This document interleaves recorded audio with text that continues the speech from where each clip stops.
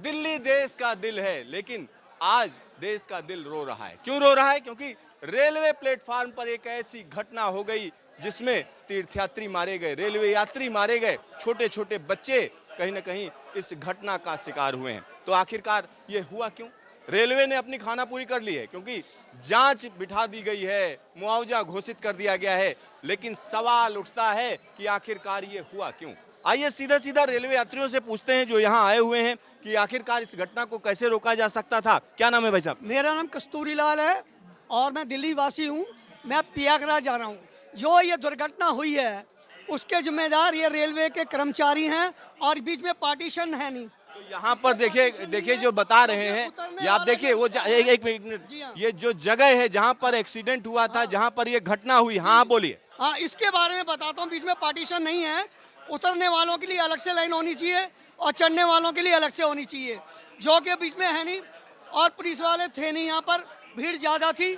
उसमें उतरने वालों ने जो धक्का मारा चढ़ने वालों को, उससे एक्सीडेंट हुआ है। सबसे ज़्यादा ये लापरवाही हुई है। तो इसका मतलब बीच में पार्टीशन होना चाहिए था, वो है नहीं। तो ये रेलवे की कमी है, सेंट्रल गवर्नमेंट की कहो या रेलवे की कहो, जो भी समझो, जो जिम्मेवारी समझे अपनी। आज फोर्स का इतना इंतजाम है, अगर पहले फोर्स का इतना इंतजाम होता तो ये दुर्घटना नहीं होती। मैं ये कहता हूँ रेलवे को ये करना चाहिए, करना चाहिए था। करना चाहिए। सेंटर के अंदर जो इतनी चौड़ा है, ये 8 फुट का 10 फुट का जो प्लेटफॉर्म है आपका 12 फुट का, इसके बीच में पार्टीशन होना चाहिए। एक पाइप बीच में लगना चाहिए कि उतरने वाले एक साइड से उतरें और चढ़ने वाले एक साइड से चढ़ें।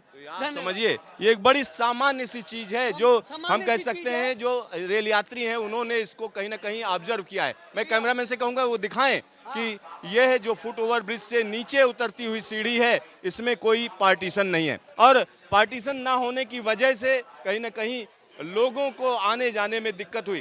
भाई साहब आप कहाँ जा रहे हैं? मैं गंगा सागर जा रहा हूँ।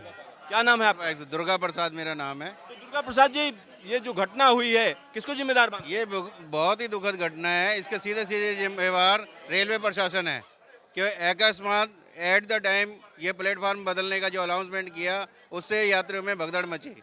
रेलवे प्रशासन पूरा जिम्मेवार है, अपनी जिम्मेवारी ले। और रेलवे प्रशासन और गृह मंत्री इस बार में वो करें, इंक्वायरी करें कि रेलवे प्रशासन ने इस तरीके की क्यों करी, ताकि ये सब यात्री क्या करेगा। यात्री तो जाने के लिए तैयार था, लेकिन एक टाइम में, उसी टाइम में उनको कहा कि इस प्लेटफार्म से दूसरे प्लेटफार्म पे जाइए, तो इस वजह से भगदड़ मची।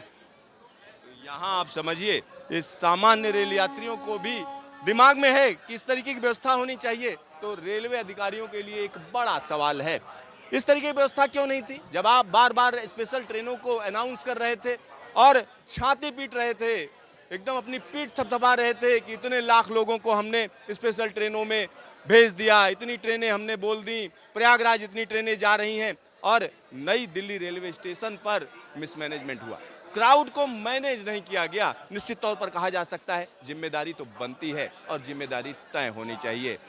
Siddharth, news station, Delhi.